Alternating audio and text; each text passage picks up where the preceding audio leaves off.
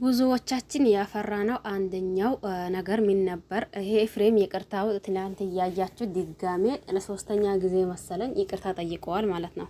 ይሄም ይቅርታው ብዙዎቻችን አይ የሆነ ነገር ይኖረዋል እንዴ ዝም ብሎ አይደለም። እንዴት በዚህ ልክ ደግሞ ሊሆን ይችላል? ሰው እንዴ አንድ ጊዜ አጥፍቶ ከዛን ይቅርታ ሊጠይቅ ይችላል። ሁለት ጊዜ አጥፍቶ ይቅርታ ሊጠይቅ ይችላል። ይሄ ደግሞ ሲደጋገም አንደኛው ነገር እንዳላ ገብቶን ነበር። አሁንም ነገሩ ሊበጠበጥ ነው የሚላችሁ ማለት ነው።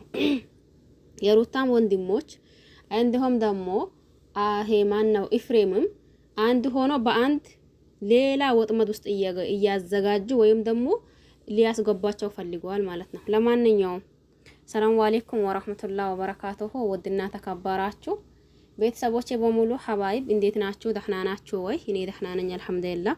እናንተስ እንዴት ናችሁ? ሁላችሁንም ሰላም ብያለሁኝ።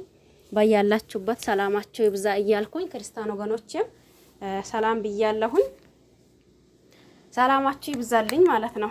ይወላችሁ ብዙዎቻችን ከሚናየው ነገር አንደኛው በዚህ ሰሞን የኤፍሬም ነገር ነበር ግራ ያጋባነ ነበረው ማለት ነው። ይሄም ዛሬ ይቅርታ ይጠይቃል፣ ነገ ደግሞ ሌላ ሰው ይሆናል ማለት ነው። ዛሬ ይቅርታ ይጠይቃል፣ ነገ ሌላ ሰው ይሆናል። ይሄንን ደግሞ አይታችኋል ወይም ደግሞ አይተናል ብዬ ነው ማስበው ማለት ነው። መቼም ይሄንን ነገር ያላሰባ ሰው ይኖራል ማለት ያላያ ሰው ይኖራል ብዬ ብዙም እንትን አይልም። ግን ከስንት አንድ ሰው ምናልባት ካለፋችሁ ነገሩ ከባድ ነው። ብዙዎቻችንም ግራ ያጋባን የኤፍሬም ሁኔታ ነው። ዛሬ እንዳልኳችሁ ይቅርታ ይጠይቃል፣ ነገ ደግሞ ሌላ ሰው ሆኖ ይመጣብናል ማለት ነው። ይሄ ማለት ደግሞ ከአንድ ሰው ልጅ የሚጠበቅ ነገር አይደለም። የሰው ልጅ ይቅርታው መጠየቁ መጥፎ ነው እያልኳችሁ አይደለም። ነገር ግን የሚጠይቀው እንዴት ነው? ምን አጥፍቼ ነው?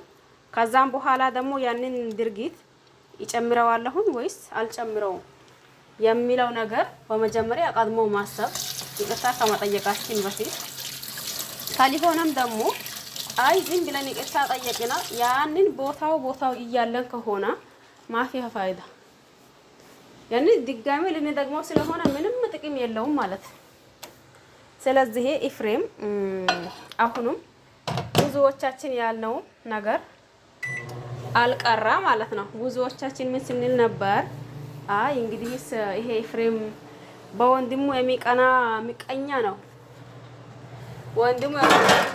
ወንድሙ የወደደው መውደድ የጠላውን መጥላት እንጂ አይ ይሄ ነገር በቃ ሰለቸኝ፣ ይሄ ጭቅጭቅ፣ ይሄንን ነገር እኔ አልፈልግም ሲል እንዴ ወዳ አይደለም የምትፈልገው በግድህ ትፈልጋታለህ። እኔ ካልወደድኩ ደግሞ ከማንም ምንም አትሆኑ ወይም ደግሞ አትኖሩ ከማንም ሰው።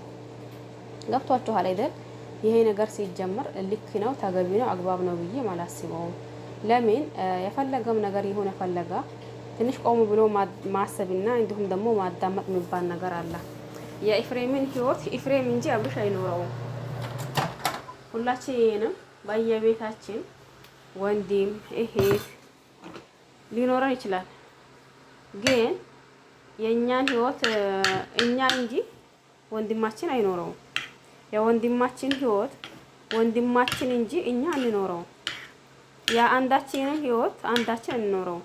ባይሆን ጥሩ ነገር ማሰቡና ጥሩ ነገር እንትን ማድረጉ ተገቢ ነው። امسك من هنا جيب يدك هنا. ايوه اوكي يلا ባይሆን